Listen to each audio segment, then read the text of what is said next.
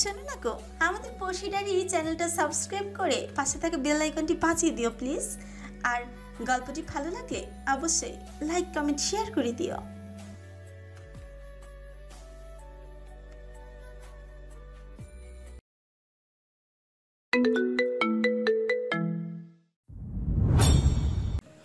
মাথা নিচু করে আতঙ্কিত চেহারা নিয়ে দাঁড়িয়ে আছে নয়নতারা। মৃদুলের কাণ্ডে সে প্রচন্ড ঘাবড়ে গেছে। নয়নতারা বুঝতে পারেনি সামান্য একটু মজা করার জন্য পাত্র এভাবে জ্ঞান হারিয়ে ফেলবে। শুকনো ঠোক কিল নয়নতারা।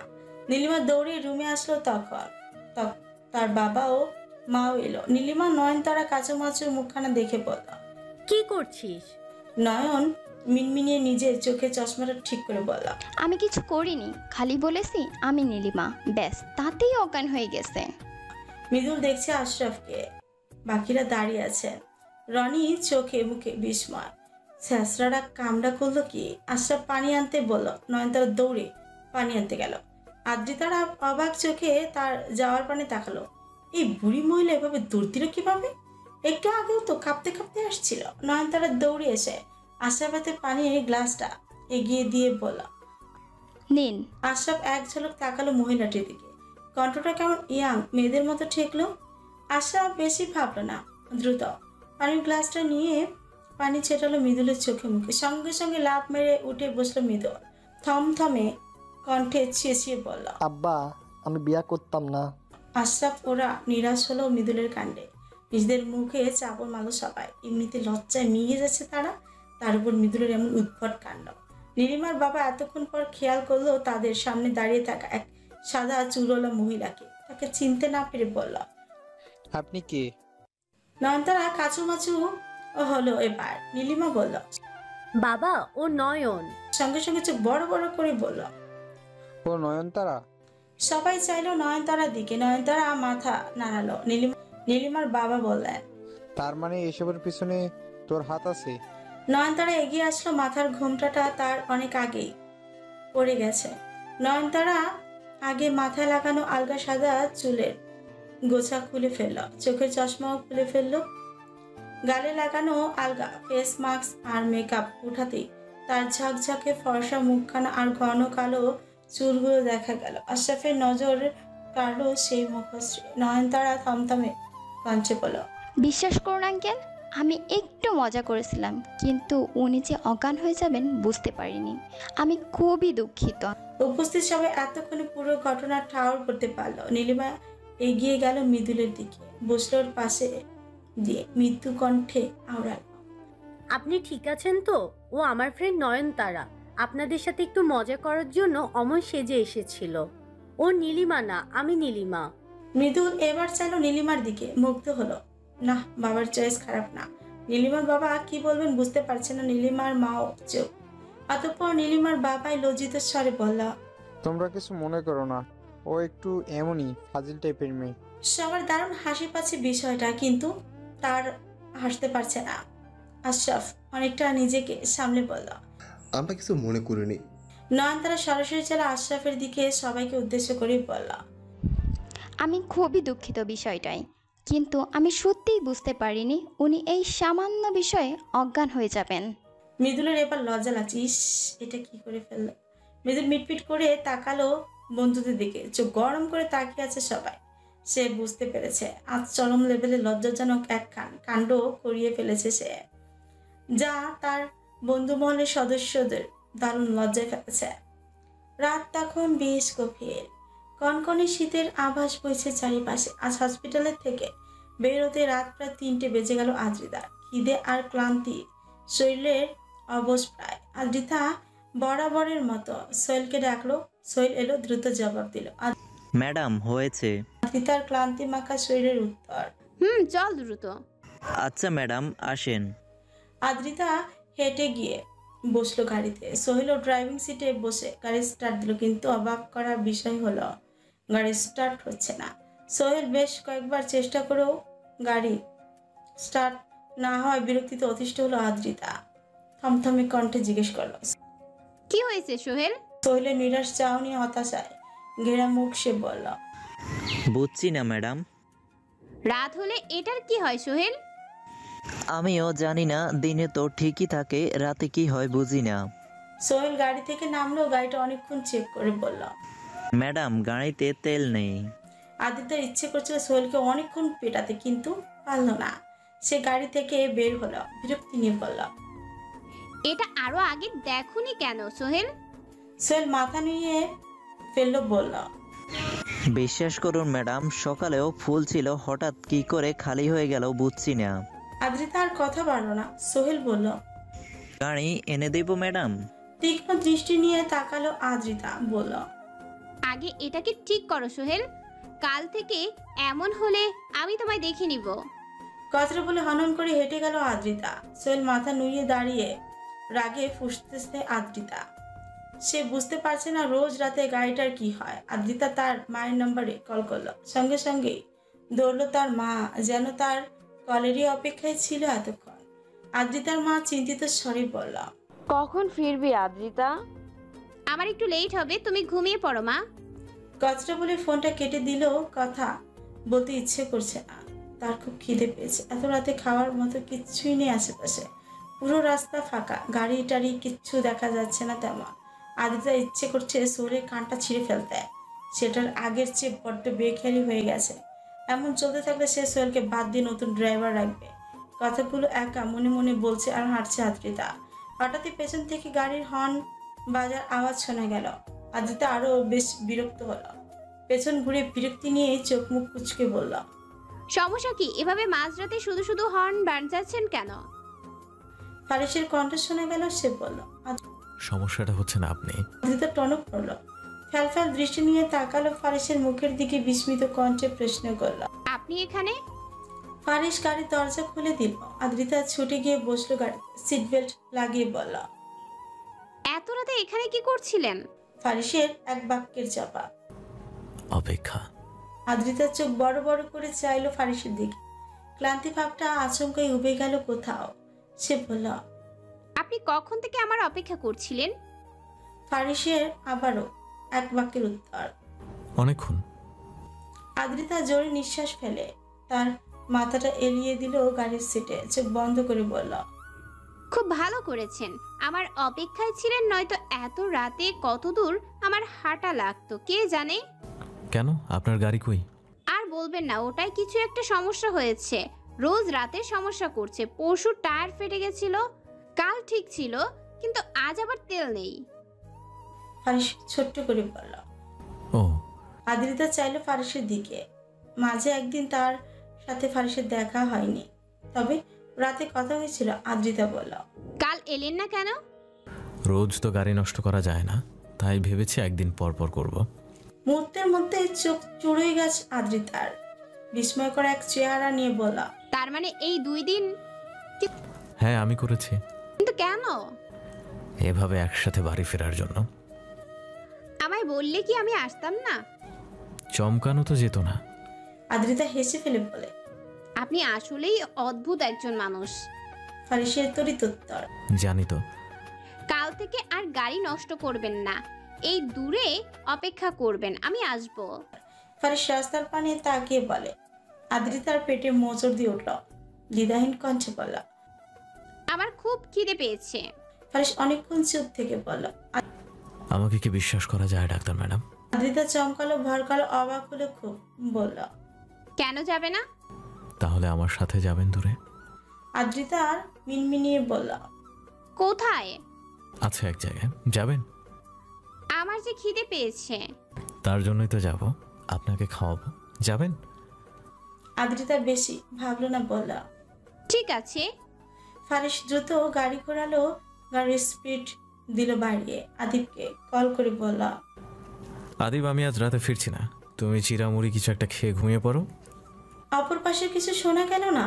তার আগে ফারিস ফোন কেটে দিয়েছে। আদ্রিতা তার দিকে তাকিয়ে। ফারিস বিনা কথায় পুরো 1 ঘন্টা রাস্তা, 8 ঘন্টা এসে থামালো গাড়ি। আতঙ্কিত আদ্রিতা তখন থমকানো মুখ। সে ডান পাশে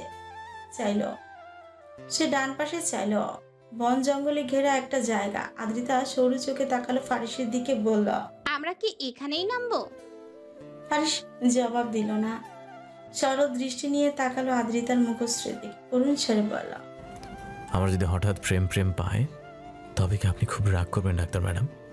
আদ্রিতার বিস্মিত চেহারা, চোখ মুখ কুচকালো, শরীর অবসর রায়। সে বলল, এসব কি বলছেন? ফারিসের দুষ্টুমার্কা হাসি। আমি জানি বিয়ের আগে প্রেম প্রেম পাওয়াটা একটা দণ্ডনীয় অপরাধ, তবু হঠাৎ পেয়ে বসলে আপনি কি করবেন? রাগ করবেন? আদ্রিতার দৃষ্টিভঙ্গি পাল্টালো, কিছু বুঝলো, হাসলো, সুরেলা সুরে আওড়ালো, আমি আপনার খুন করব ফারিস।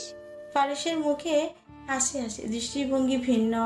সে নরম কণ্ঠে শোধালো, পারলে মারুন, আপনি মারলে না আমি বেঁচে যাই। কনকনে শীতে থরথর করে কাঁপছে শরীর। আদ্রিতা তার গায়ে জড়ানো কালো চাদরটা আরেকটু শক্ত করে চেপে ধরল। আশপাশ পুরো নির্জীব, বন জঙ্গলে ঘেরা পুরো জায়গাটা।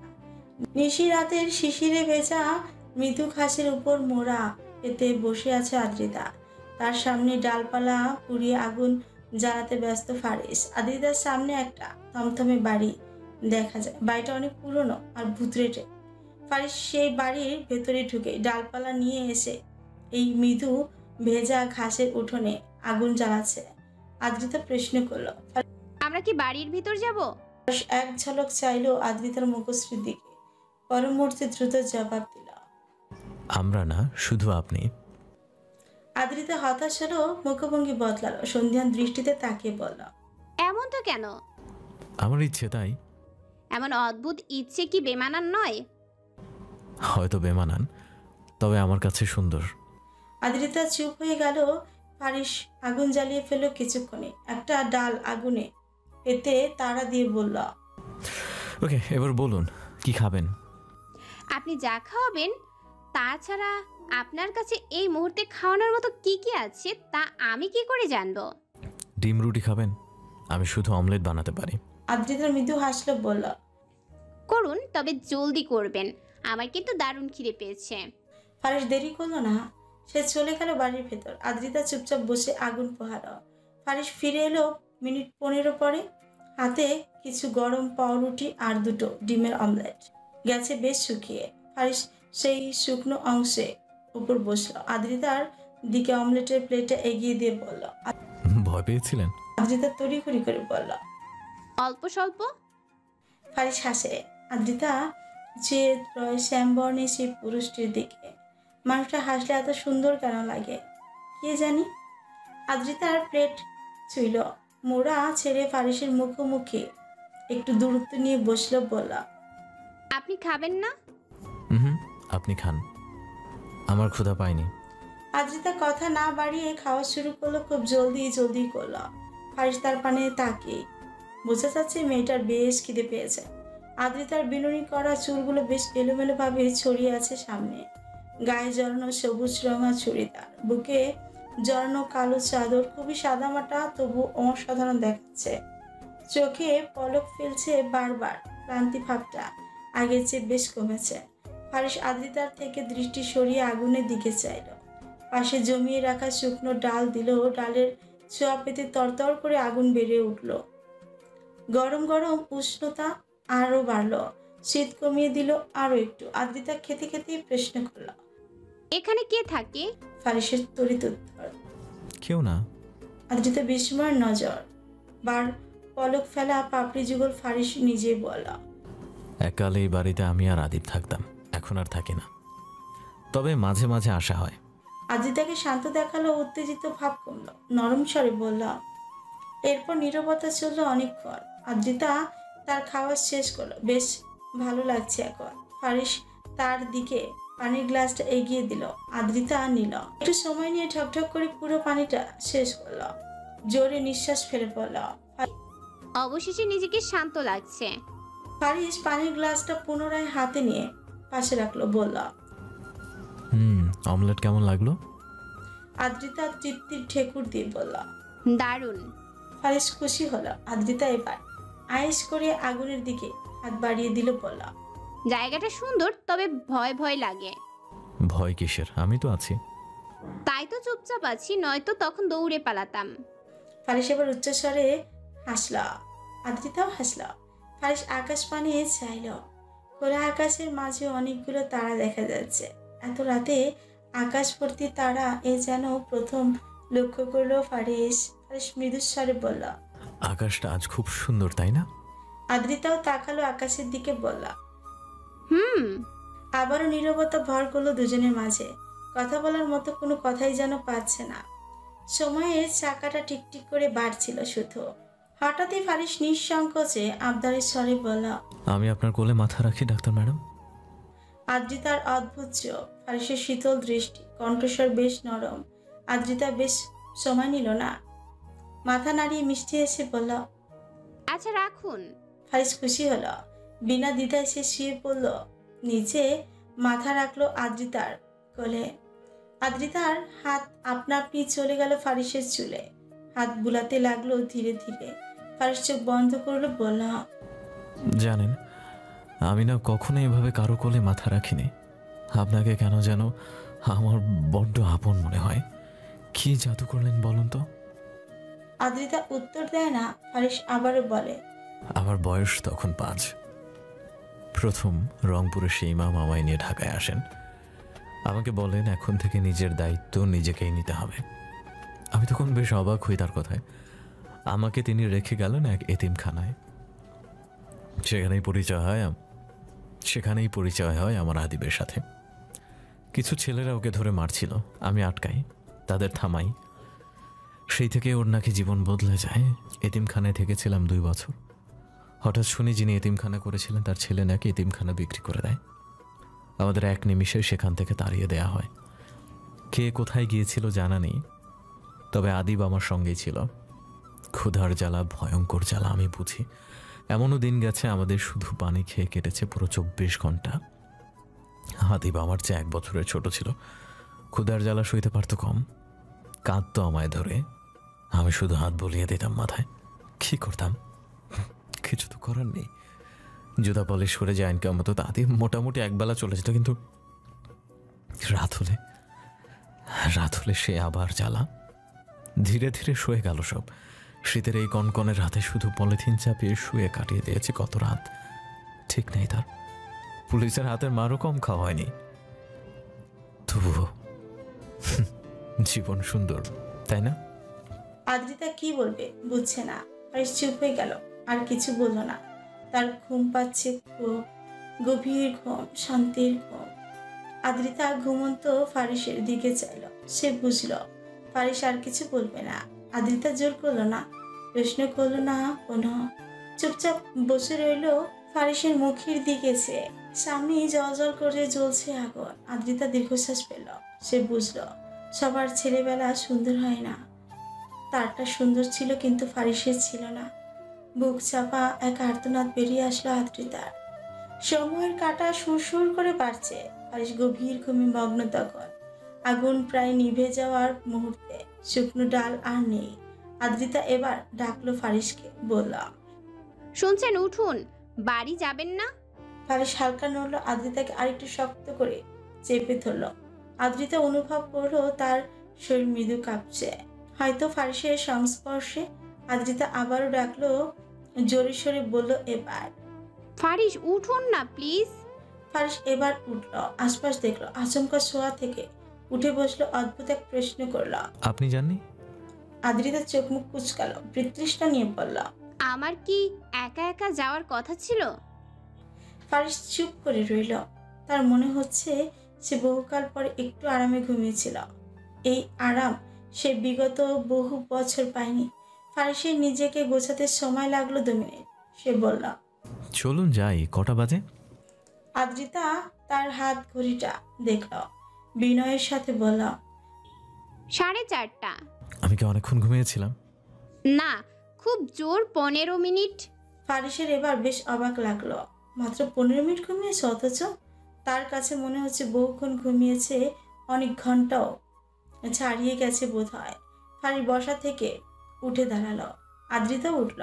আগুন ততক্ষণে পুরো দমে নিভে গিয়ে লাল লাল ফুলকে দেখাচ্ছিল শুধু। ফারিস তাড়া দিয়ে বলল, দ্রুত চলুন, আপনার বাসায় পৌঁছে দিয়ে আসি। আদ্রিতা শুনলো, মাথা নাড়িয়ে বলল, ঠিক আছে।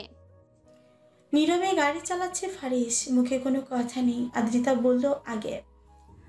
আপনি সেই বাড়ির ভিতর না নিয়েই পারলেন আমায়? বাড়ির ভেতর নেওয়ার কি কোনো কথা ছিল?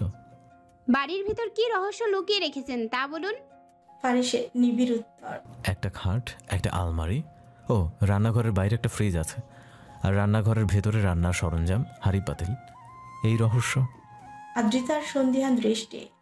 তাহলে ভিতরে নিলেন না কেন? আসলে বদ্ধ ঘরে আমার ভীষণ ভয় লাগে।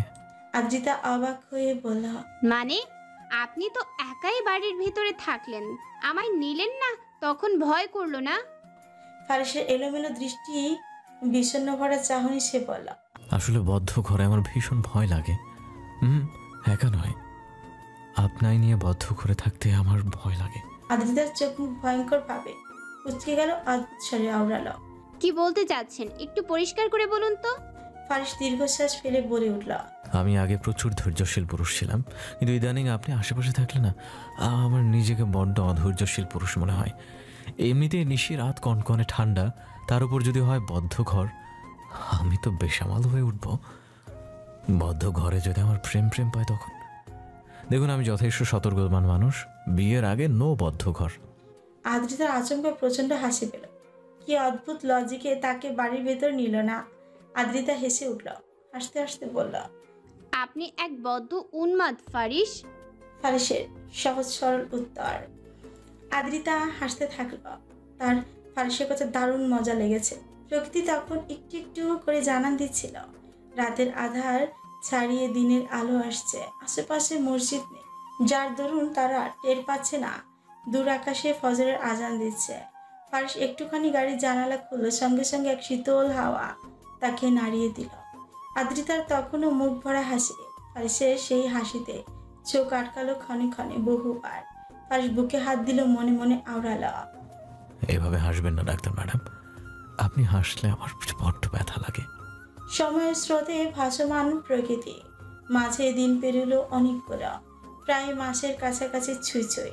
নতুন বছর আসতে খুব বেশি দেরি নেই, হাতে গোনা 2-4 দিন বাকি। ফারিস এখন আদ্রিতাতে আসক্তি, রোজ রাতে প্রেমালাপ আর 2 দিন পর পর রাতের ঘোরাঘুরি, এটা একটা রুটিনে পরিণত হয়ে গেছে। আদ্রিতাকে ছাড়া ফারিসের চলে না এখন। ফারিস চাইছে শীঘ্রই বিয়ে করতে, কিন্তু কোথাও গিয়ে দোটানায় পড়ছে। সে কি করে, সে সম্পর্কে আদ্রিতা এখনো অবগত নয়। ফারিসের ভেতরে কিছু একটা হলেও ভয় ঢুকেছে।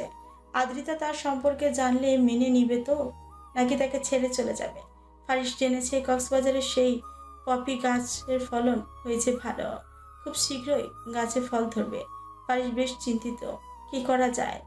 যে ভয় তার শুরুতেই ছিল, সেই ভয় ধীরে ধীরে বাড়ছে। বিষয়টা চেপে যাবে তাতেও শান্তি পাচ্ছে না, আবার বলে দিবে তাও পারছে না। দ্বিধাদ্বন্দ্বে আছে খানিকটা। প্রকৃতি তখন দুপুরের দখলে, ক্লান্ত শরীরে গাড়িতে বসে আছে ফারিস। আকাশ ছুঁয়ে রোদ্দুর উঠেছে তখন। ঢাকা শহরে বেশ জ্যাম আজ, যানজটে আটকা পড়েছে ফারিস আর আদিব। আদিব ড্রাইভ করছে, তার পাশে ফারিস। আদিব প্রশ্ন করল, ভাই কাশ্মীরের লোকেরা আবার মাল চাচ্ছে, দিব কি? আগেরবার দেরি করেছিলাম বলে কেঁপেছিল, পরে আবার দমেও গেছে, আবার বেশি চাচ্ছে, কি করব? ফারিস 2 মিনিট ভেবে বলল, দিয়ে দাও। আচ্ছা। কারখানায় কাজ কেমন চলছে? রাত 1টায় একবার যাবেন ভাই? আজ হবে না, কাল যাব। ঠিক আছে, এখন কই যাবেন? পুরনো বাড়ি যাব। আচ্ছা। তুমি এখনো ডাক্তার ম্যাডামের বন্ধুকে প্রপোজ কেন করনি আদিব? জ্যাম কাটলো আর 10 মিনিট পর আদিব গাড়ি স্টার্ট দিল। ফারিস চুপচাপ বসে সে প্রশ্ন করল। আদিব বিষম খায়, হাত অবশ্যই আসে, কন্ট্রোনালিতে কথাটা আটকায়, তবু আদিব নিজেকে সামলে বলে, আমি বলতে পারি না ভাই, আমার ভয় লাগে। ফারিসের গম্ভীর মুখ, চোখে মুখে বিষণ্ণ। সে হাসলো না, বেশ গম্ভীর ভাবনা নিয়ে বলল, আদিব তুমি কি চাচ্ছ তোমার হয়ে আমি ডাক্তার ম্যাডামের বন্ধুকে প্রপোজ করি? কি বলবে বুঝছে না, চুপ করে রয়। ফারিস আবারও বলে, কালকের মধ্যে মামলা সেট করবে আদিব, তুমি না পারলে আমি কিন্তু দেখবো বিষয়টা। আদিব তাও কিছু বলে না, কি বলবে তাও জানে না। আদিব চেষ্টা করে বেশ কয়েকবার, সে গিয়েও ছিল চাঁদনির কেবিনে, কিন্তু মেয়েটার সামনে গেলে আদিব চুপসে যায়। এমন ভাব নেয় যেন মেয়েটাকে সে চেনেই না, প্রথম দেখছে। এই ধরনের পরিস্থিতিতে কখনো পড়েনি আদিব, তাতেও সমস্যা হচ্ছে। চাঁদনি কি না কি বলে ওকে নিয়ে সেও ডিপ্রেশনে আছে। মেয়েটার কথার যে ধাঁচ, কখন না হাত চালিয়ে বসে গালে, এ ভেবেও আদিব সাহস পায় না। পুরো রাস্তা চুপ থাকলো আদিব। ফারিসও কিছু বলল না, তবে সে মনে মনে ভেবে নিয়েছে কালকে যদি আদিব কিছু করতে না পারে তাহলে ফারিসই দেখবে বিষয়টা। নির্জন দুপুরে গাড়ি এসে থামলো সেদিনের আদ্রিতাকে নিয়ে আসা পুরনো বাংলের বাড়ির সামনে। ফারিস বের হলো, আদিবও থামলো।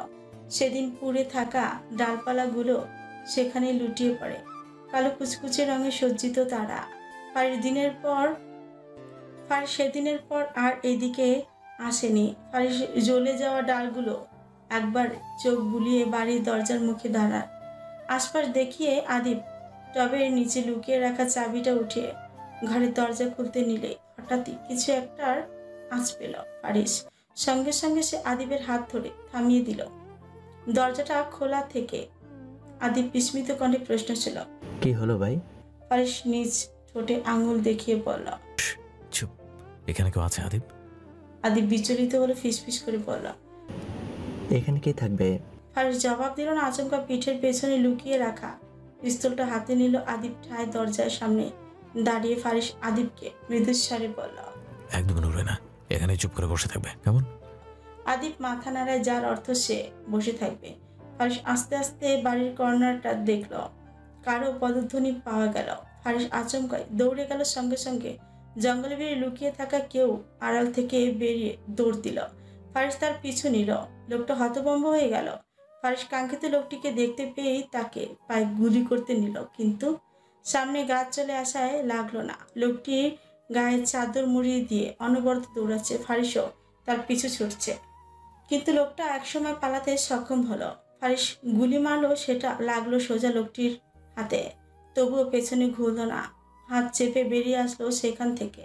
চাদর লুটিয়ে পড়লো নিচে। ফারিস আশপাশ দেখে বিরক্তি নিয়ে বলল, শিট। ভয় কাচুমাচু হয়ে বসে আছে আদিব, থরথর করে কাঁপছে। গুলির শব্দ কানে আসতে আদিব প্রচন্ড ঘাবড়ে যায়। তার শরীর দিয়ে ঘাম বের হয়।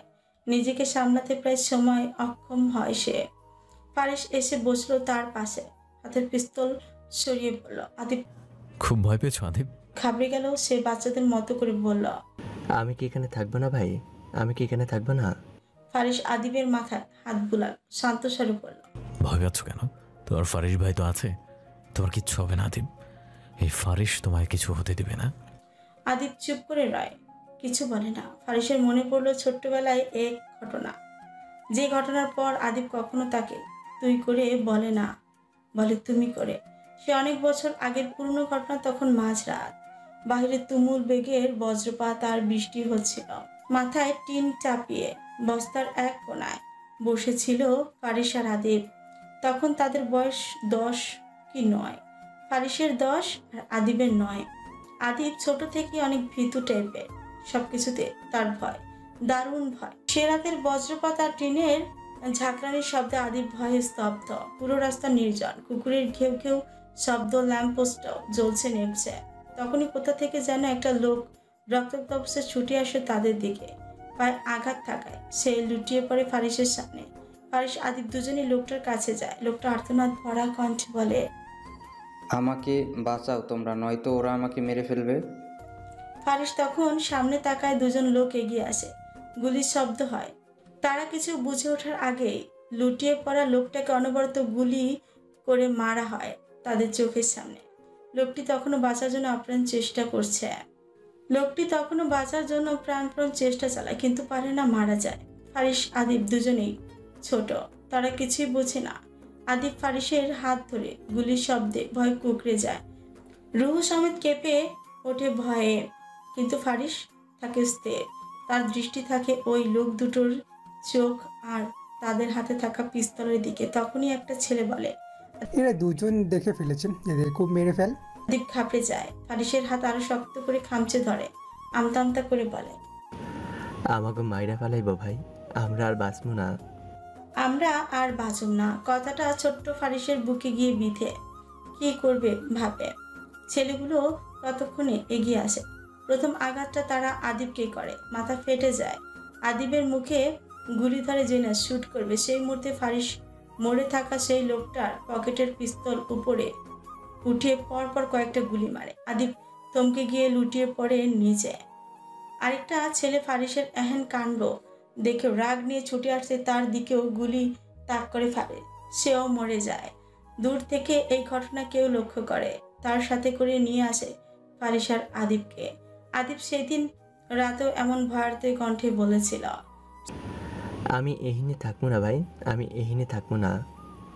সময় গড়ালো, পরিস্থিতি সামলে এলো। বাড়ির ভেতরে আর ঢোকা হলো না।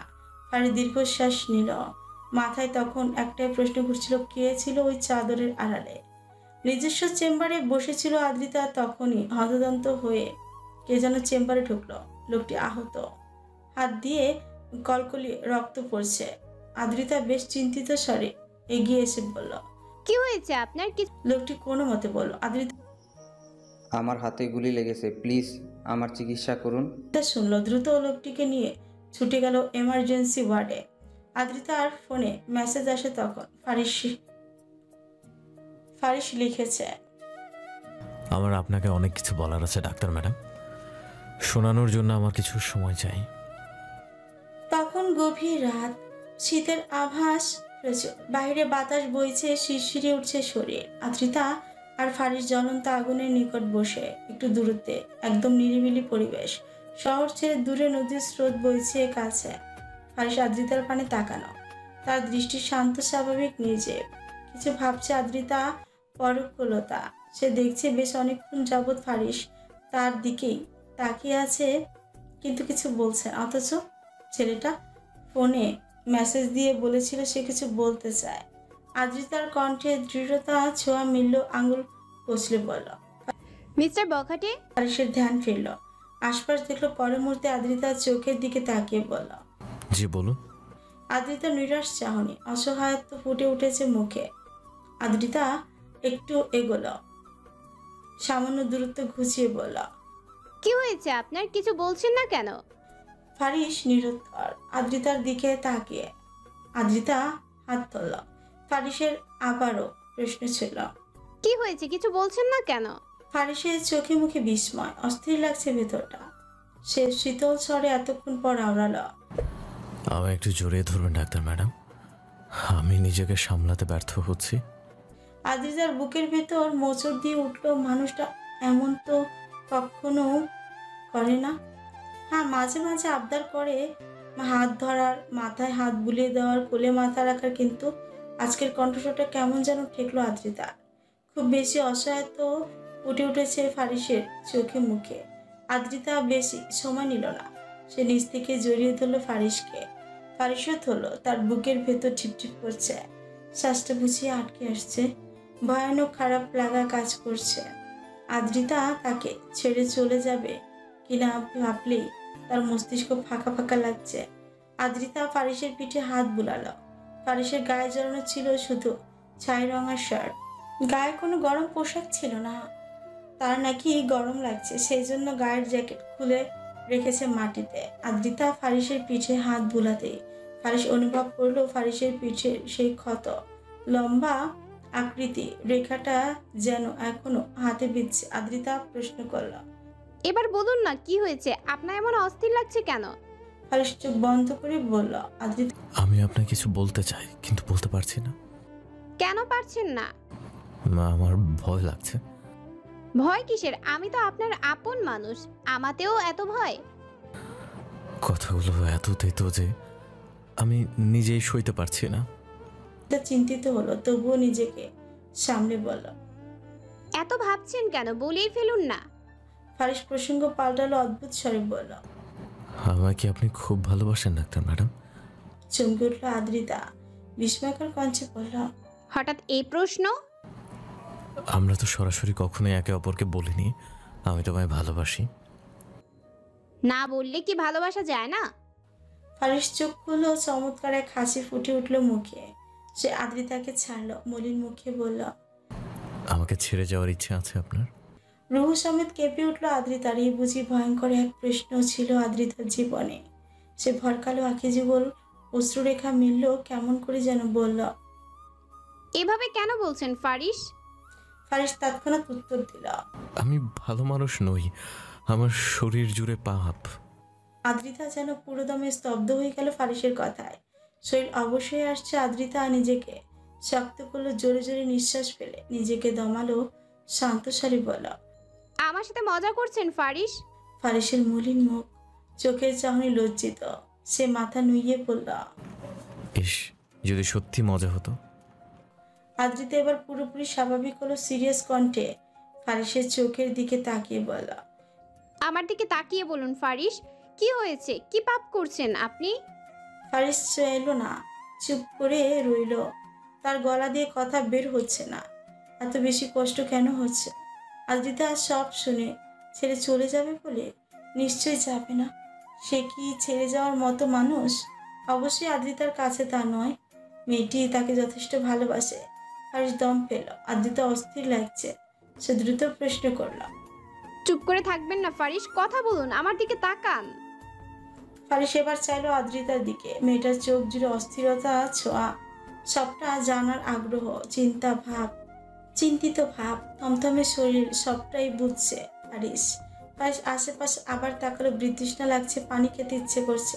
তৃষ্ণা তো ঠেকছে গলায়, কিন্তু আশেপাশে পানি নেই। ফারিস ঘামছে। এই কনকনে শীতের রাতেও সে ঘামছে। আদ্রিতা নির্বিকার। ফারিস বলল, যদি কখনো শোনেন আমি মানুষটা।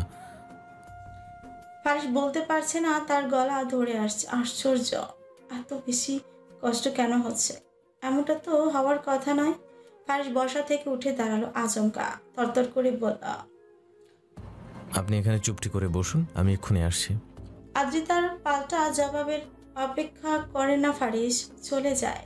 আদ্রিতা স্তব্ধ নয়নে তার পানে তাকিয়ে। বড্ড বেশি কি কষ্ট পাচ্ছে কোনো বিষয় নিয়ে? আদ্রিতা দীর্ঘশ্বাস ফেল, নিচে শুয়ে রাখা ফোনটা হাতে নিল। কিছুক্ষণের চেয়ে থেকে আবার বন্ধ করে দিল। এরপর চাইলো আগুনের ফুলকির দিকে। দাউ দাউ করে জ্বলছে আগুন। শীতের রেশ বেজায় কম। ফারিস ছুটে এসে গাড়ির নিকট দাঁড়ালো। গাড়ির ভেতর থাকা পানির বোতল নিয়ে ঠকঠক করে পুরো এক বোতল ঠান্ডা পানি গিলে নিয়ে শান্ত হলো। বার কয়েক নিঃশ্বাসও ফেললো। এর মধ্যে মিনিট 5 যেতেই ফারিস নিজেকে সামলাতে সফল হলো। গায়ের অস্থির ভাবটা কাটলো, শীত ঠেকলো। এবার ফারিস চিন্তা করলো, আজ বলবে না, কাল বলবে। ভয় হয় হোক, কালকেই বলবে সব। তারপর আদ্রিতা যা সিদ্ধান্ত নেয় সবটা আদ্রিতার হাতে বুকে জড়িয়ে নিলে যত্নে রাখবে। তারপর আদ্রিতা যা সিদ্ধান্ত নেয় সবটা আদ্রিতার হাতে বুকে জড়িয়ে নিলে যত্নে রাখবে। আর ছুঁড়ে ফেলে দিলে? ভাবলো না ফারিস। আরো কিছুক্ষণ চুপচাপ দাঁড়িয়ে থেকে চলে গেল আদ্রিতার নিকট। রাতের তখন শেষ প্রহর চলছে। আদ্রিতা আর ফারিস বাড়ির পথে যাচ্ছে। ফারিস চুপচাপ গাড়ি চালাচ্ছে। আদ্রিতা ঘুরে ঘুরে তাকে দেখছে, কিছু বলতে পারছে না। আদ্রিতা অনেকক্ষণ হুতাশ করে শেষমেশ প্রশ্ন করেই বসল, আপনি তো কিছু বললেন না ফারিস? ফারিসের চোখ মুখের চাহনি আগের চেয়ে ভিন্ন। ফারিস বলল, কিছু বলবো ভেবেছিলাম, কিন্তু এখন বলতে ইচ্ছে করছে না। আদিত্য ভ্যাবাচাকা খেলে অদ্ভুত স্বরে বলল, আপনি কি একটা পাগল? হতে পারে, জানা নেই। আদ্রিতার চোখে মুখে রাগ ফুটে উঠল। এমন মিনিটেও রং বদলানো পুরুষ মানুষ দুটো দেখেনি। সে নাক ফুলিয়ে বলল, আপনি একটা অসভ্য মানুষ। ফারিস হাসলা। অদ্ভুত সুন্দর দেখালো সেই হাসি। একটু থেমে নীরব কণ্ঠে শোধালো, আমাকে অসভ্য বলবেন না ডাক্তার ম্যাডাম। আমি সত্যি সত্যি অসভ্য হয়ে গেলে আপনি কিন্তু সইতে পারবেন না। আদ্রিতার চোখ রাঙালো। ভেবেছে কি এমন আধ খাওয়া কথাবার্তা বলেই আদ্রিতা গলে যাবে? আদ্রিতার খুব রাগ হচ্ছে। কেউ কিছু বলবে বলেও যখন বলে না তখন তার দারুণ রাগ হয়, যেমন এখন হচ্ছে। আদ্রিতার গাড়ি এসে থামলো আদ্রিতার বাড়ির সামনে। আদ্রিতা কোনো কথা না বলে রাগ নিয়ে বেরিয়ে যেতে চেয়েছিল, কিন্তু পারল না। এক পৌরুষালী ভারী কণ্ঠ তাকে থামাল। সে বলল, আদ্রিতা শোনো। এই প্রথম ফারিসের মুখে নিজের নাম শুনতে পেল আদ্রিতা। সে থমকালো, ভরকালো, অবাক হয়ে চাইল ফারিসের দিকে। ফারিস আদ্রিতার হাত ধরল দ্বিধাহীন, খুব সরল কণ্ঠে বলল, আমার একটা সুন্দর নিরিবিলি বিকেল চাই ডাক্তার ম্যাডাম। আদ্রিতার চোখে মুখে আবারও বিস্ময়। সে বলল, আপনি তো আসেন রাতের বেলা, বিকেলে পাবো কই? কালকের বিকেলটা কি আমায় দেয়া যায়? আদ্রিতা কিছু সময় ভেবে বলল, আপনি থাকবেন? তড়িৎ উত্তর ফারিসের। আপনি রাখবেন? আদ্রিতা হেসে উঠল আচমকা, মিষ্টি হেসে জবাব দিল, ভেবে দেখব। আদ্রিতা বেরিয়ে গেল। ফারিস আবার বলল, বিকেলটা কিন্তু ভিন্ন কিছু চাই ডাক্তার ম্যাডাম। ফারিস দাঁড়ালো না আর। আদ্রিতার কথাটা বুঝতে 2 সেকেন্ডের মতো সময় লাগলো। পর মুহূর্তে নিজের দিকে তাকিয়ে অস্পষ্ট ভাবে বলল, ঠিক আছে মিস্টার বখাটে। পরের দিন আদ্রিতা হসপিটালে বান দিয়েছে। সকাল সকালে ফোন করে বলেছে বিকেলটায় না থাকলেও রাতের বেলা যাবে। মৃদুলের বিয়ে ডেট পড়েছে সামনে। মুনমুন আর রনির সম্পর্কটাও মেনে নিয়েছে তাদের পরিবার। খুব শীঘ্রই তাদের বিয়ে পড়ানো হবে। আশরাফের খাতা এখনো খোলেনি, তবে শীঘ্রই খুলবে বলে ভেবে নিয়েছে সবাই। চাঁদনির ব্যাপারটা এখনো আটকে, এর একটা কিছু করতেই হয়।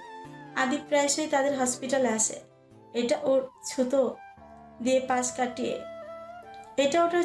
পাশ কাটিয়ে যায়, কিন্তু আদৌ কি কারণে আসে আদ্রিতা বুঝি একটু হলেও ধরতে পারে। বেলা 11টা, সূর্যের তবে তেজ মাখা রোদে ঘুম ভাঙলো আদ্রিতার। ফোনে ক্রিং ক্রিং শব্দ বাজলো তখন। আদ্রিতা মৃদু হাসল। ফারিস কল করেছে। আদ্রিতা ফোন তুলল, ঘুম ঘুম কণ্ঠে বলল, জি বলুন মিস্টার বখাটে। তখনই অপর পাশ থেকে হতাশার সুরে বলে উঠল ফারিস, আপনাকে কতবার বলবো যে আমি বখাটে নই? আদ্রিতার নিদারুণ সুখময় কণ্ঠস্বর। জানি তো। বেশ কিছুক্ষণ নীরবতা চলছে দুজনের মাঝে। ফোন কানে দিয়ে রেখেছে ঠিকই, কিন্তু কেউ কিছু বলছে না। আদ্রিতা মুখ খুলল অনেকক্ষণ পর। এই যে আপনি ফোন দিয়ে চুপচাপ বসে থাকেন, কথা বলেন না, এটাকে কি প্রেম বলে? ওপাশ থেকে উত্তর এলো, তুমি যদি অনুভব করতে পারো এই নীরবতাকে, তবে প্রেম, নয়তো প্রেম নয়। পারো কি অনুভব করতে? পারি তো। তাহলে প্রেম। আমার আপনাকে কিছু বলার আছে ফারিস। ফারিসের দ্বিধাহীন উত্তর। জি বলুন। আদ্রিতা চট করে মনে পড়লো কতক্ষণ আগে ফারিস তাকে তুমি করে বলেছে। আদ্রিতা বিচলিত কণ্ঠে বলল, একটু আগে আপনি আমায় তুমি করে বলেছেন। ফারিস পুরোই অমান্য করলো কথাটা। সে বলল, কই না তো। আদ্রিতা দমে গেল। ভুল শুনলো কি তবে ভাবতে গিয়ে প্রশ্ন করল, সত্যি বলছেন? মিথ্যে বলে আমার লাভ? আদ্রিতা চুপ হয়ে গেল, বিষয়টা ঝেড়ে ফেলে বলল, যাক বাদ দিন, যে কথা বলছিলাম। জি বলুন, কি কথা? ফোনে বলা ঠিক হবে কিনা বুঝছি না। সমস্যা নেই, বলে ফেলুন দ্বিধাহীন। আদ্রিতা কিছু সময় নিল, বার কয়েক নিঃশ্বাস নিয়ে বলল, কথাটা আমার বান্ধবী চাঁদনিকে নিয়ে। এবার যেন বেশ আগ্রহ পেল ফারিস। সে সটান হয়ে শোয়া থেকে উঠে বসলো, চিন্তিত স্বরে বলল, কি হয়েছে চাঁদনির? না না কিছু হয়নি, আসলে হয়েছে কি। পরিষ্কার করে বলুন। আদ্রিতা আর বেশি সময় নিল না, চটপট বলে ফেলল, আসলে আমার বন্ধু চাঁদনি আপনার ভাই আদিবকে পছন্দ করে, ভালোবাসে। আর আমারও এও মনে হয় আবিদ ভাইয়াও চাঁদনিকে পছন্দ করে, কিন্তু বলতে পারছে না। আমার বন্ধু চাঁদনির মতোই, তাই আপনি যদি এ বিষয়ে কিছু করতে পারতেন আদিব ভাইয়ার সাথে কথা বলে। কথাগুলো এক নিঃশ্বাসে বলে থেমে গেল আদ্রিতা। ফারিস চুপচাপ বসে কি বলবে বুঝতে পারছে না। ফারিসের চুপ থাকাটাই বেশ বিপাকে পড়লো আদ্রিতা। সে বলল, কিছু বলবেন না। চট করে ফারিস হেসে উঠল। শব্দ হলো সেই হাসিতে। আদিব সোফায় বসে চিপস খাচ্ছিল আর টিভি দেখছিল।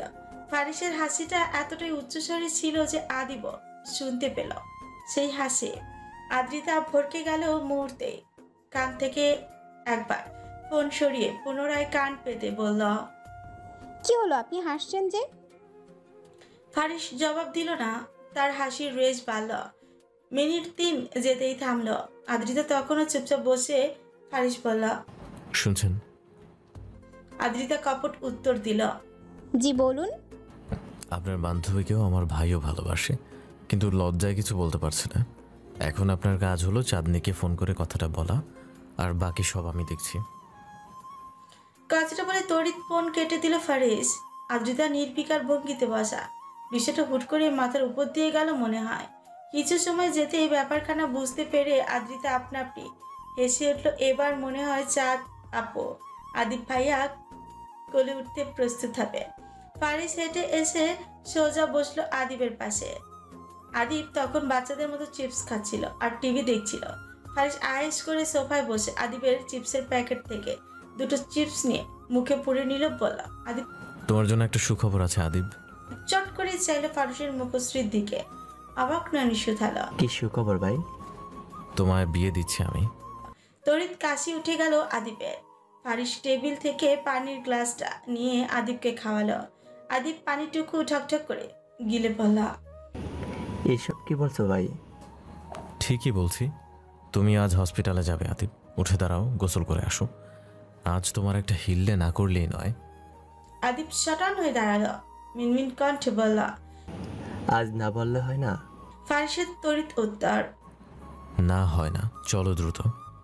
আদিবের অসহায়ের ন্যায় বসা থেকে উঠে দাঁড়ালো। চিপসের প্যাকেট ধরিয়ে দিল ফারিসের কাছে। ফারিস নিল এক টুকরো চিপস, মুখে পড়ে বলল, ভালো মতো গোসল করবে আদিব। তাড়াতাড়ি যাও, আমি অপেক্ষা করছি। আদিবা দাঁড়ালো না। সে বুঝেছে ফারিস ভাই আজ তার হিল্লে করিয়েই ছাড়বে। আর ফারিস ভাবছে আজ আদিবের হিল্লের সাথে সাথে আদ্রিতাকেও সেই গোপনীয় কথা বলবে, যে গোপনীয় কথা আদিবহীনা কেউই জানে না। বেলা তখন দুপুরের কড়া রোদ্দুরে আচ্ছন্ন। ঘড়িতে প্রায় দুপুর 2টোর কাছাকাছি। আদ্রিতা মাত্র গোসল ছেড়ে আসলো।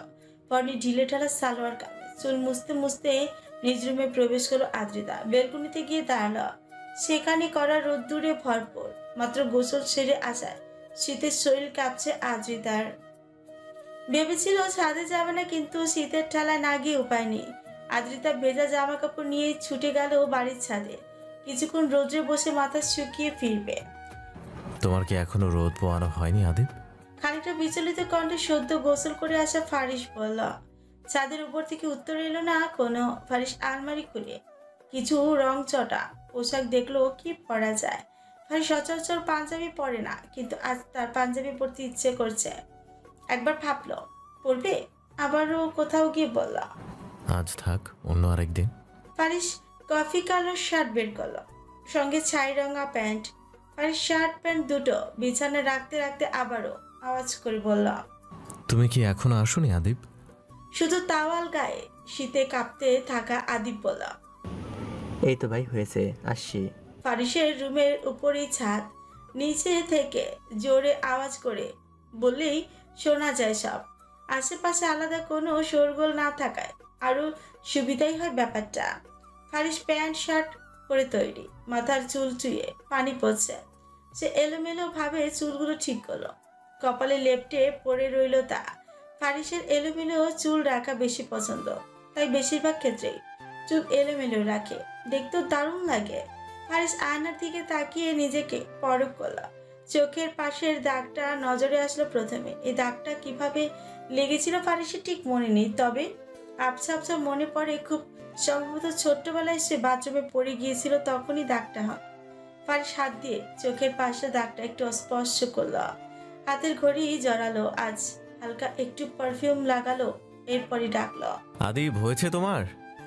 আদিব এসে দাঁড়ালো দরজার মুখে, হাসি হাসি মুখ নিয়ে বলল, জি ভাই। ফারিস পিছনে গুলো কালো প্যান্ট আর কালো টি শার্ট জড়িয়েছে আদিব। ফারিস হতাশা নিঃশ্বাস ছাড়লো, বলল, তুমি এইভাবে যাবে আদিব? আদিব অবাক হয়ে বলল, কেন ভাই, এইভাবে কি সমস্যা? ফারিস জবাব দিল না। অতঃপর নিজেই আদিবকে সাজালো। কালো স্যুটবুট পরিয়েছে ফারিস, গলায় সাদা শার্টের উপর কালো টাই, চুলগুলো সুন্দর মতো সাজিয়ে দিল। একদম পাক্কা বিজনেসম্যানের মতো দেখাচ্ছে আদিবকে। ফারিসের চেয়ে আদিবের গায়ের রং ফর্সা, চোখ দুটো বাচ্চাদের মতো মায়া ভরা। আদিব গায়ে গতরে বড় হলো, ফারিসের কাছে আদিবকে এখনো বাচ্চাদের মতোই লাগে। সেই ছোট্ট তুলতুলে আদিব এখনো কেমন ভয় পেলে ফারিসের হাত জড়িয়ে ধরে কাঁদে। ফারিস মৃদু হাসলো, বলল, আজ ভাবিকে না মানিয়ে কিন্তু ফিরবো না আদিব। আদিব লাজুক হাসল। ফারিসের ঠোঁটে হাসি দেখা গেল তার পরপরই। ঘড়ির কাঁটা তরতর করে বাড়ছে। আদ্রিতা তার জর্জেট শাড়ি সামলাতে সামলাতে ব্যর্থ। আদ্রিতা সচরাচর শাড়ি পরে না, কিন্তু আজ স্পেশালি ফারিসের জন্য শাড়ি পরেছে। শাড়ির গোলাপি রংটা তার গায়ে মুক্তোর মতো ফুটে উঠেছে। বাম হাতে পড়েছে ফারিসের দেওয়া 1 ডজন কাচের চুড়ি, রিনিক চিনিক শব্দ করছে তা। ডান হাতে ছোট্ট একটা কালো ওয়াচ, চুলগুলো খোলা। আদ্রিতা বরাবরই সিম্পল চাম্পল থাকতে পছন্দ করে, কিন্তু আজ একটু সেজেছে। চোখে কারো কাজল লাগিয়েছে, ঠোঁটে গোলাপি লিপস্টিক, দারুণ দেখাচ্ছে। আয়নায় নিজেকে নিজেই দেখে মুগ্ধ হচ্ছে। আদ্রিতার সবচেয়ে ভালো লাগছে এখানে সে ফারিসের জন্য সাজছে। আপনা আপনি হেসে উঠল আদ্রিতা, দারুণ লজ্জা লাগছে তার। আজ ফারিস নিশ্চয়ই তাকে দেখে মুগ্ধ হবে অনেকটা। শেষবারের মতো আয়নায় নিজেকে দেখে কাঁধে ছোট্ট একটা ব্যাগ ঝুলালো। ফোনটা নিয়ে মাকে উচ্চ আওয়াজে বলল, আমি আসছি মা। আদ্রিতা ঘর থেকে বের হলো। রুমে রাফিন আর মা তাকে দেখে মুগ্ধ নানে তাকে রইল। কিছু বলার আগে আদ্রিতা বেরিয়ে পড়েছে। আদ্রিতা রিস্কা ডাকলো, এরই মাঝে তার ফোন বাজলো। তাকে জানানো হলো এমার্জেন্সি হসপিটালে যেতে হবে। হসপিটালে সবাই হাঁ করে তাকিয়ে আছে আদ্রিতার দিকে। এই প্রথম তারা আদ্রিতাকে সাজ সমৃদ্ধ রূপে শাড়ি পরিহিত দেখছে। তাকে দেখে ডক্টর কবির এগিয়ে এলেন। আদ্রিতাদের একজন সিনিয়র ডক্টর। আদ্রিতা এগিয়ে গিয়ে তার সম্মুখেই দাঁড়িয়ে বলল, কি হয়েছে স্যার? রুম নাম্বার 406-এ যাও। আদ্রিতা দেরি করল না, দ্রুত পায়ে এগিয়ে গেল রুম নাম্বার 406-এর দিকে। রুমে একজন মহিলা আছেন, বুড়ো মহিলা। তার মাথায় সার্জারি হয়েছে। 1 সপ্তাহ হয়েছে। তার একটা সমস্যা হলো, তিনি আদ্রিতাকে অনেক পছন্দ করেন। তাকে ছাড়া আর কারো কাছে কোনো চিকিৎসা নেবেন না। একটা ঔষধি ইঞ্জেকশন পুশ করা হবে তার হাতে, কিন্তু তিনি কিছুতেই কোনো নার্সের কাছে থেকে নেবেন আদ্রিতার থেকে। তাই এক প্রকার বাধ্য হয়ে আদ্রিতাকে ডাকা হয়েছে। আদ্রিতা রুম খুলে ভেতর ঢুকতে মহিলাটি হাসলেন, বললেন, তুমি আইসো পাখি। আদ্রিতা মৃদু হাসলা, সামনে এগিয়ে গিয়ে বলল, মহিলা, এসেছি, কিন্তু কি শুনছি আমি, তুমি নাকি ইনজেকশন দিতে দিচ্ছিলে না? মিনমিনে কঞ্চে বলল, ওনারা ব্যথা দেয়, তুমি দাও, তুমি দিলে আমি ব্যথা পাই না। আদ্রিতা আর কিছু বলল না, নার্সের হাত থেকে ইঞ্জেকশনটা নিল। এগিয়ে গেল মহিলাটির দিকে। চাঁদনির চেম্বারে সুটবুট পরে বসে আছে আদিব, হাতে এক গুচ্ছ গোলাপ, যা তাকে ফারিস কিনে দিয়েছে। ফারিস নিচে আছে গাড়ি নিয়ে, বলেছে, তুমি গিয়ে শুরু করো, না পারলে আমি আসছি। আদিব কিছু বলেনি, শুধু নির্বিকার ভঙ্গিতে চেয়েছিল ফারিসের দিকে। চাঁদনি ডাকে ধ্যান ফিরল আদিবের। সে বলল, এই যে মিস্টার, আজ কি সমস্যা নিয়ে আসলেন? আদিব কেঁপে উঠল খানিকটা। হাতের ফুলগুলো চাঁদনির দিকে এগিয়ে দিয়ে বলা, এগুলো আপনার জন্য। চাঁদনি বেশি ভাবলো না, হাত বাড়িয়ে নিল। প্রশ্ন করল, হঠাৎ ফুল কেন? আদিব খামছে, কিছু বলছে না। তার কানে ব্লুটুথ। ফারিস বলল, তুমি কি বলবে আদিব, নাকি আমি আসবো? আদিব আচমকাই চেঁচিয়ে উঠল, বলল, না। আদিবের আচমকা চেঁচানো শুনে চাঁদনি ঘাবড়ে গেল। থমথমে কঞ্চে বলল, কি হয়েছে? আদিব চাইলো চাঁদনির দিকে, বলল, কিছু হয়নি, আমার আপনাকে কিছু বলার আছে। চাঁদনি শান্ত হলো, বলল, ঠিক আছে বলুন। আদিব কাপা কাপা কঞ্চে বলে উঠল, আসলে আমি। চাঁদনির পরপর উত্তর দিল, আসলে আপনি। আদিবের আবার ঘাম বের হচ্ছে। সে বলল, আসলে আমি। আসলে আপনি। আসলে। এবার চাঁদনির বিরক্ত লাগলো। সে কর্কশ কঞ্চে বলল, কি কখন থেকে আসলে আপনি করে যাচ্ছেন, পরেরটা তো বলুন। অন্যদিকে ফারিসও বিরক্ত। সে বুঝলো এই ছেলে আজও বলতে পারবে না। ফারিস বলল, তোমায় বলতে হবে না, আমি আসছি। কাজটা বলে এই গাড়ির দরজা খুলতে নিল ফারিস। সঙ্গে সঙ্গে আদিব চোখ বন্ধ করে বলে উঠল, আসলে আমি আপনাকে ভালোবাসি, বিয়ে করতে চাই। ফারিস হেসে উঠল। গাড়ির দরজা আস্তে করে বন্ধ করে দিল। ফারিস এমনিতেও যেত না। আদিবকে ঘাবড়ানোর জন্য দরজা খুলেছিল শব্দ করে। আদিব চোখ বন্ধ করেই বসে, তার হাত পা কাঁপছে। চাঁদনি কি রিয়েকশন দিল দেখতেও তার ভয় হচ্ছে। হঠাৎই হাতে কারো স্পর্শ পেল আদিব। আদিব চাইল চাঁদনি তার খুব কাছে দাঁড়িয়ে। চাঁদনি লাজুক হাসলো, শান্ত স্বরে শুধালো, এতটুকু কথা বলতে কেউ এত সময় লাগাই খবিস?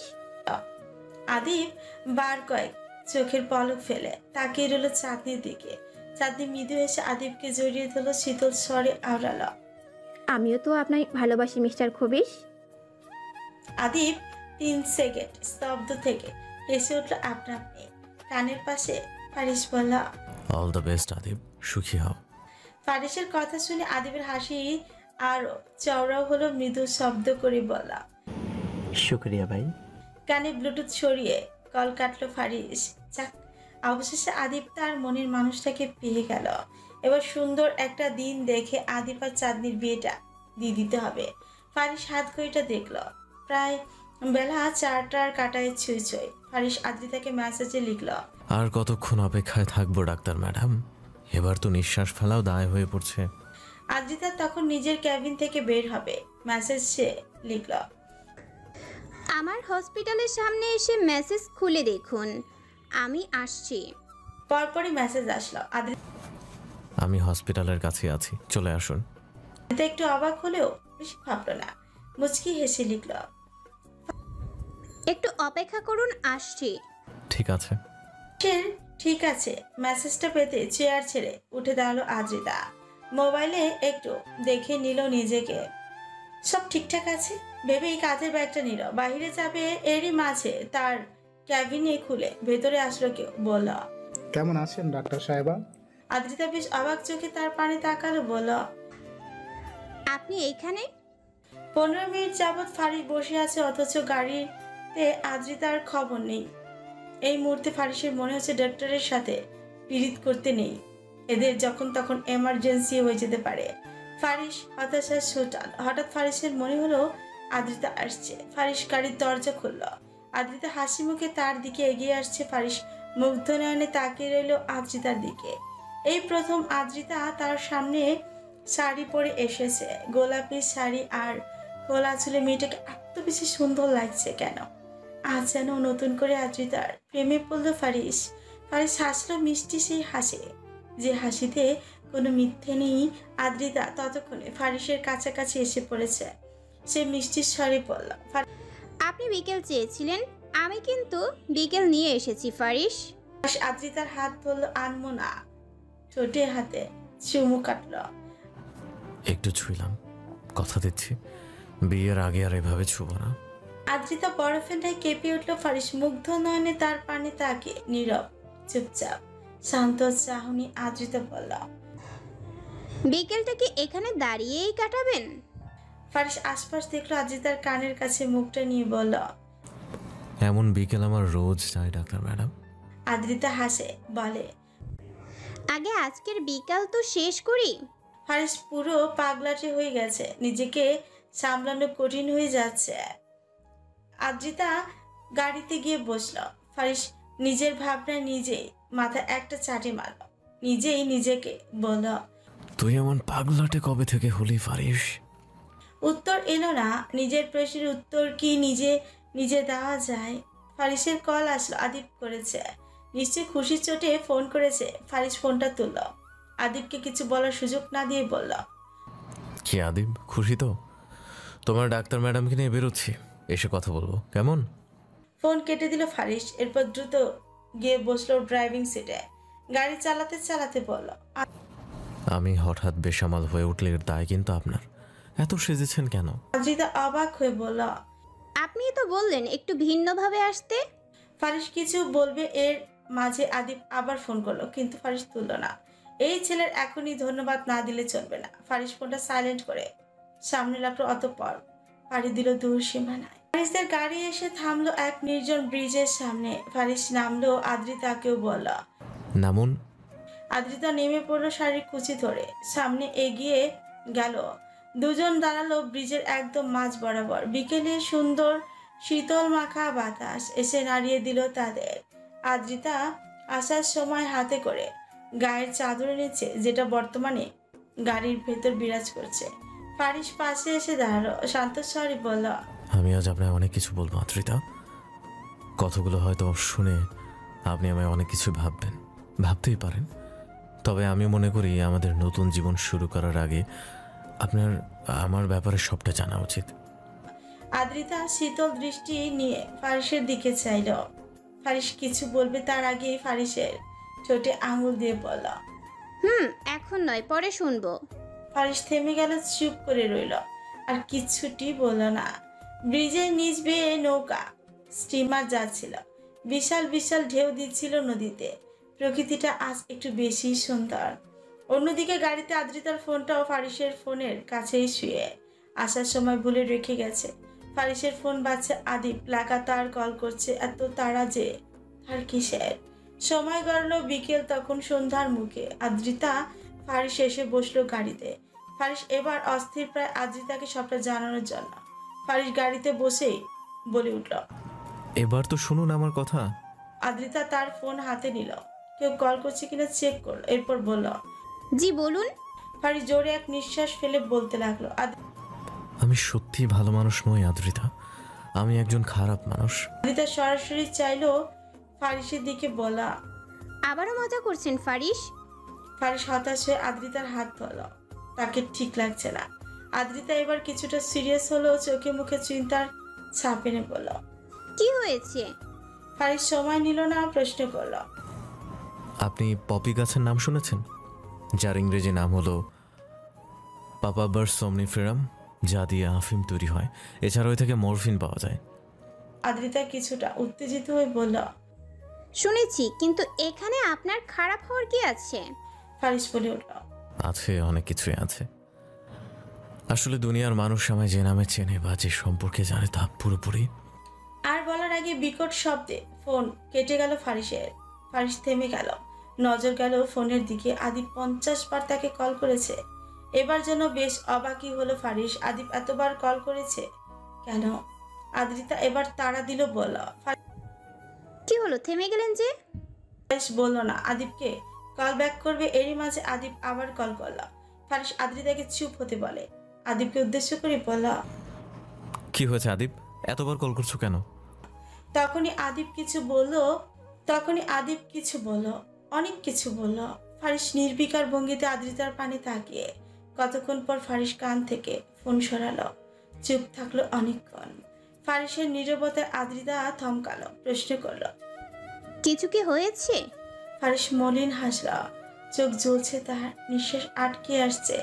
চাকুর আঘাতের চেয়েও ভেতরটা ছাড়কার হচ্ছে বেশি। ফারিস নিজেকে সামলালো, করুণ কণ্ঠে আদ্রিতার চোখের দিকে তাকিয়ে বলল, আমাকে জানার জন্য এত নিখুঁত অভিনয়ের কি খুব দরকার ছিল ম্যাডাম? নিস্তব্ধ চারিপাশ, পিনপিনে নীরবতা বিরাজ করছে পুরো পরিবেশ জুড়ে। এই শীত সমৃদ্ধ পরিবেশও আদ্রিতা ঘামছে, তার শরীর ছুঁয়ে বুঝি ঘাম ঝরছে। গরমে বৃতৃষ্ণা লাগছে। আদ্রিতা নড়ে চড়ে উঠল, খানিকটা থমকানো কণ্ঠস্বরে বলল, এসব আপনি কি বলছেন? ফারিসের ঠোঁট জুড়ে তখনও মলিন হাসি, ভেতরটা যেন একটু একটু করে খণ্ড খণ্ড হচ্ছিল। ফারিস করুণ চোখে প্রশ্ন করল, আপনি বুঝতে পারেননি? আদ্রিতা নিশ্চয় কি বলবি, বুঝছে না। হঠাৎ ফারিসের নজর আসলো আদ্রিতার ফোনের দিকে, কিছু একটা চলছে। ফারিস আচমকা খপ করে আদ্রিতার হাত থেকে ফোনটা নিল। আদ্রিতা চমকে উঠল, বিস্ময় নিয়ে কিছু বলবে তার আগে ফারিস দেখলো রেকর্ডার অন করা। রেকর্ড হচ্ছিল কতক্ষণ আগে তার আর আদ্রিতার কথা বলার মুহূর্তগুলো। এবার যেন আদ্রিতা পুরো দমে থমকে গেল, ঘাবড়ে গেল পুরো। ফারিস মোবাইলটা দেখিয়ে বলল, আমায় আপনি ভালোবাসেননি আদ্রিতা, আমি বুঝতে পেরেছি। আমার সম্পর্কে জানার জন্য এত নিখুঁত অভিনয়। ফারিস চুপ হয়ে গেল, তার নিঃশ্বাস আটকে আসছে, কথা বলতে কষ্ট হচ্ছে, বিশ্বাস করতে খারাপ লাগছে। এতদিন যাবত যে মেয়েটাকে নিয়ে এত স্বপ্ন দেখলো ফারিস, নতুন করে বাঁচার স্বপ্ন, ছোট সংসার পাতার স্বপ্ন, অথচ যাকে নিয়ে দেখলো সেই মেয়েটা নাকি তাকে ভালোবাসেনি, শুধুমাত্র তার সম্পর্কে জানার জন্য অভিনয় করে গেল। ফ্ল্যাশব্যাক, চাঁদনির সাথে সময় কাটিয়ে আদিপ যখন বেরিয়ে আসতে চায় হসপিটাল থেকে, সেই মুহূর্তে আদিপ দেখতে পায় পুলিশ অফিসার কিশোরকে, যেই কিনা আদ্রিতার চেম্বারে ঢুকে। আদিপ কৌতূহলী এগিয়ে যায় চেম্বারের দিকে। অন্যদিকে আদ্রিতা বাইরে ফারিসের কাছে যাবে, সেই মুহূর্তে কিশোরকে দেখলো। কিশোর ভিতরে ঢুকে বলল, কেমন আছেন ডাক্তার সাহেবা? আদ্রিতা বেশ অবাক চোখে তার পানে তাকালো, বলল। কিশোরের মুখ হাসি হাসি। আদ্রিতার সাজগোজ দেখে মিষ্টি হাসলো, সে বলল, মাফিয়া সাহেবকে তো ভালোই পটিয়ে ফেলেছেন, কিন্তু তার সম্পর্কে এখনো তো কোনো প্রমাণ পেলাম না। আদ্রিতা তখনই বলে, আমি চেষ্টা করছি তো অফিসার, উনি কাল থেকে কিছু বলবে বলেও বলছেন না। কাল রাতে ভেবেছিলাম বলবে, মোবাইলে রেকর্ড করার জন্য রেকর্ডটাও অন করেছিলাম, কিন্তু উনি কিছু বলেননি, অথবা বলতে পারেননি। দেখুন, সেই কক্সবাজার থেকে আমায় আপনারা বিরক্ত করছেন। আমার এখন মনে হচ্ছে আপনার কথা শোনা আমার উচিত হয়নি। আদ্রিতার রাগ উঠলো শুধুমাত্র এই অফিসারের কাজে হেল্প করার জন্য ফারিসের জীবনে ঢুকে। আদ্রিতা কক্সবাজারে সেই ক্যান্সারের কথা বলা লোকটিও মিথ্যে ছিল, সে আসলে এই কিশোরীর একজন লোক ছিল। সে আদ্রিতাকে বলে ফারিস একজন মাফিয়া, দেশবিরোধী মাফিয়া, কিন্তু তাদের কাছে কোনো প্রমাণ নেই। ফারিসের পাওয়ার আর বুদ্ধিমত্তার কাছে বারবার হেরে যায়, যার কারণে তারা তাকে ধরতে পারছে না। এখন আদ্রিতা যেন তাদের সাহায্য করে, কারণ তারা দেখেছে ফারিস একটু হলেও আদ্রিতার প্রতি ওয়েক। আদ্রিতাও শুরুতে এসবে রাজি হতে চায়নি, কিন্তু পরে কিশোরের অনেক অনুরোধের পর রাজি হয়। ভালোবাসাটাকে নোংরাভাবে ব্যবহার করার জন্য আদ্রিতার নিজের দিকে তাকাতেও এখন লজ্জা লাগছে। কিশোর আশেপাশ দেখে বলা, কুল ডাউন ডাক্তার সাহেবা, পারেননি কিন্তু পারবেন। আমার মনে হয় আজই ফারিস আপনায় সব বলবে। আদ্রিতা উত্তরে কিছু বলে না। এদিকে দরজার আড়ালে দাঁড়িয়ে থাকা আদিব সব শুনে যেন স্তব্ধ হয়ে গেল। তার নিজেরই বিশ্বাস করতে কষ্ট হচ্ছে ডাক্তার ম্যাডাম ফারিস ভাইয়ের সাথে অভিনয় করেছে। আদিব টের পেল আদ্রিতা চেম্বার থেকে বের হচ্ছে, সঙ্গে সঙ্গে এসে আড়াল করে দূরে গিয়ে দাঁড়ালো। এরপরও কিশোর বের হলো। আদিব হন্তদন্ত হয়ে যা কি করবে বুঝতে না পেরে সে কল করে ফারিসকে, কিন্তু ফারিস তার কোনো কথা না শুনেই একা একাই সব বলে কেটে দেয়। এরপর থেকে আদিব লাগাতার কল করছে ফারিসকে, কিন্তু ফারিস তোলে না। তো পর 51 বারের কলটা তোলে আর সব শেষ। ফ্ল্যাশব্যাক আবার।